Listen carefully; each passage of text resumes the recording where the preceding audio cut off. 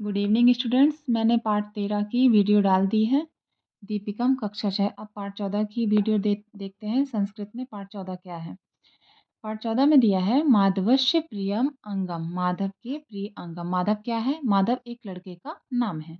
ठीक है, ये जो लड़का सोते हुए आपको दिखाई दे रहा है ना, यही लड़के का नाम माधव है। अब चलिए पढ़ना स्टार्ट करते हैं। माधव नामक एक बालकः आसीत्। माधव नाम का एक बालक है। सः स्वप्ने स्वशरीरस्य अंगानि दृष्टवान। जो कि सपने में अपने शरीर के अंगों को देखता है। ये देखिए शरीर के अंग हैं जो दिखाई दे रहे हैं हमें। ये तानि परस्परम चर्चा कुर्वन्ति। इसमें तानि परस्परम यानी कि परस्परम यानी आपस में, जो आपस में ये सब एक दूसरे से बातें करते हुए दिखाई दे रहे हैं। माधव सो रहा है और ये सपने में देख रहा है कि हमारे पूरे शरीर के अंग हैं और ये जो कि आपस में एक दूसरे से बातें कर रहे हैं। चलिए देखते हैं शरीर के अंग क्या क्या बातें करते हैं। पादः वदति अहम श्रेष्ठम। देखिए पैर का डायग्राम बना हुआ है यहाँ पे। तो पैर क्या बोलता है कि मैं अधिक श्रेष्ठ हूँ, मैं ही मेन हूँ। क्यों हूँ? मम कारणेन माधव चलति। क्योंकि मेरे कारण ही माधव क्या करता है? चलता है। सबको पता है कि पैरों से हम चलते हैं। ठीक है। हस्त अनुक्षणम वदति। हस्त यानी हाथ, अनुक्षणम वदति। अनुक्षणम वदति मतलब तुरंत ही बोलता है। अरे अरे मम कारणेन माधव लिखति। गृह कार्यम करोति। मेरे कारण ही माधव क्या करता है? लिखता है। क्योंकि हम हाथ से ही लिखते हैं। गृह कार्य करोति यानी घर का और भी कामों को मेरे कारण ही माधव कर पाता है। वस्तुनि आनयति च। वस्तुओं को लाता और ले जाता है ना। वस्तुओं को लाना, ले जाना, खाना खाना, ये सब हम हाथों के द्वारा ही करते हैं। तो हाथ भी मेन हुआ। अतः अहम एव श्रेष्ठ है। तो हाथ कहता है इसलिए मैं क्या हूँ? मैं सबसे श्रेष्ठ हूँ। ये देखिए हाथ का डायग्राम भी बना हुआ है। हाथ बड़ा खुश नजर आ रहा है यहाँ पे। अब आँख बोलता है माँ बिना माधवः किमपि दृष्टम शक्नोति किम। अब देखिए यहाँ पे क्वेश्चन मार्क लगा हुआ है। ठीक है, यहाँ पे फुल स्टॉप लगा था। यहाँ पे इसने क्वेश्चन किया है, किसने? आँख ने, कि मेरे बिना माधव बताओ कैसे देख सकता है? इति नयनम वदति। इस प्रकार नयन यानी आँख बोलता है। चलिए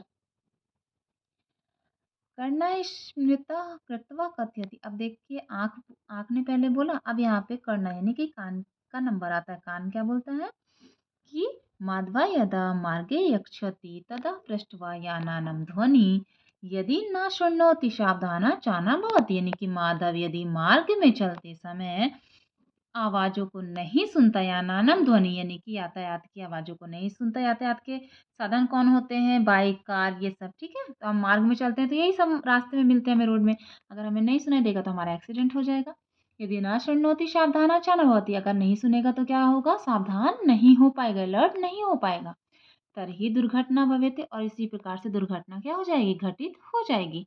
माधवः मम कारणेन एव शिक्षकस्य उपदेशं श्रुत्वा ज्ञानं वर्धयन्ति। माधव मेरे कारण ही शिक्षक की कही गई बातों को सुनता है, उपदेशों को सुनता है और ज्ञान की प्राप्ति करता है।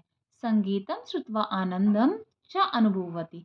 अनुभवति यानी कि संगीत को सुनता है और आनंद की प्राप्ति करता है। ये कान बोलता है। यहाँ तक आप लोगों को क्लियर हो गया। अब चलते हैं नेक्स्ट पेज पर। अब झटति मुखम सूचयति। झटति मुखम सूचयति का मतलब है तुरंत ही मुख बोलता है, यानी मुंह बोलता है। ये देखिए मुख का डायग्राम यहाँ पे ये बना हुआ है। ठीक है, झटति मुखम सूचयति भो सर्वे शृण्वन्तु माधव मम कारणेन भोजनम करोति। सुनो सभी लोग, मेरे कारण ही माधव क्या करता है? भोजन करता है। भाषणम करोति भाषण देता है मेरे कारण। शिक्षकस्य प्रश्नस्य उत्तरम वदति। और शिक्षकों के पूछे गए प्रश्नों का उत्तर भी मुख्य कारण यानी मेरे कारण ही देता है। मम साहेन उदरमपि भोजनम प्राप्नोति। उदर मतलब होता है पेट।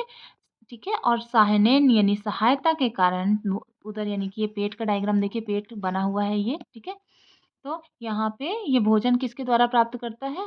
मुंह के कारण ही पेट में यानी पेट को भोजन की प्राप्ति होती है। भवंत सर्वे सबला भवंती। और इसी प्रकार से वो क्या बनता है? सबल यानी कि बलशाली बनता है। अतः अहम एव श्रेष्ठ है, मतलब कि इसी कारण मैं क्या हूँ? अधिक श्रेष्ठ हूँ। उदरम सूचयति भवन्तु भवतु कोलाहलं न कुर्वन्तु वयं सर्वे माधवम ए पृच्छामः कः श्रेष्ठम इति। अब देखो उदर यानी कि पेट बोलता है। क्या बोलता है? कि भवतु भवतु कोलाहलम। कोलाहल मतलब हल्ला। देखो देखो, सबको हल्ला नहीं करो। वयम सर्वे यानी हम सभी माधव के पास चलते हैं और उससे खुद ही पूछ लेते हैं कि हम में सबसे श्रेष्ठ कौन है। अब देखिए माधव के पास जाके क्या बोलते हैं?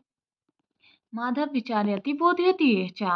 माधव ने विचार करके बोला, मम शरीरस्य सर्वाणि अंगानि मम कृते उपकरणानि सन्ति। मेरे शरीर के सभी अंग मेरे ऊपर क्या करते हैं? उपकार करते हैं।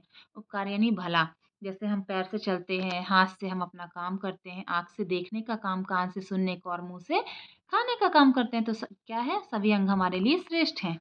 अहम नैनाभ्यम पश्यामि, मैं नैनों से यानी आँखों से देखता हूँ। कर्णाभ्यम शृणोमि यानी कानों से सुनता हूँ। मुखेन भाषणम करोमि, भोजनम करोमि च, मुख से भाषण भी देता हूँ और भोजन की प्राप्ति भी मैं करता हूँ। उदनिर्णय पाशनात् शक्नोति प्राप्नोति, और उदर यानी कि पेट के द्वारा ही भोजन मैं को पचाता हूँ और शक्ति को प्राप्त करता हूँ। पादाभ्यम च चलामि, पैरों से चलता हूँ। अतः भवन्तः सर्व अपि श्रेष्ठ। अब देखिए ये जो आपको एस जैसे लग रहा होगा ये आ है, ठीक है? तो सर्व अपि श्रेष्ठ है, तो माधव कहता है कि पैरों से चलने का काम होता है, अतः मेरे लिए क्या है? सभी अंग श्रेष्ठ हैं। भवन्तः सर्वापि मम प्रिय, और ये सभी ही अंग हम मेरे लिए क्या है? बहुत ज़्यादा प्रिय हैं। तो सभी ये जो अंग हैं ये खुश हो जाते हैं और माधव भी खुश हो जाता है। धन्यवाद।